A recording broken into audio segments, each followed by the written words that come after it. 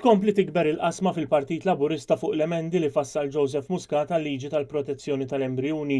Issa parti l-ex-deputy leader George Vella anke l-kandidata Laburista Deborah Xkembri ħarġet qatta bla ħabel kontra l-pjan tal-gvern li jdaħħal li friżar tal-embrjuni u s-surrogacy f'pajjiżna.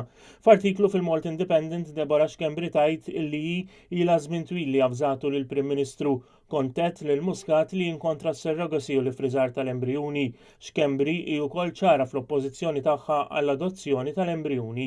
Min-naħa tiegħu George Vella mela appell imqanqal lill-Gvern permezz ta' kitba fit-Times fejn insista li dawn l-emendi għandhom jitpoġġew fuq l-ixkaffa u ssir konsultazzjoni serja. L-ex-deputy leader Laburista qal li fil-pajjiż għandna bżonn dibattitu onest u informat u titħejja wkoll white paper li tiffoka fuq l-interess tas-soċjetà, saqsa wkoll minn fejn jiġi dritt tal-politiku biex jilleġisla favur il-qtil bil-mod tal-embrjuni fil-friża.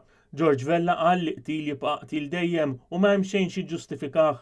Saħaq li kulħadd għandu responsabiltajiet u obbligazzjonijiet għal dawn it-tfal li jkunu qed jinħolqu u lanqas li jkun hemm bżonn u li aktar tfal jispiċċaw vittma ta' ċirkostanzi li nkunu ħloqna aħna stess.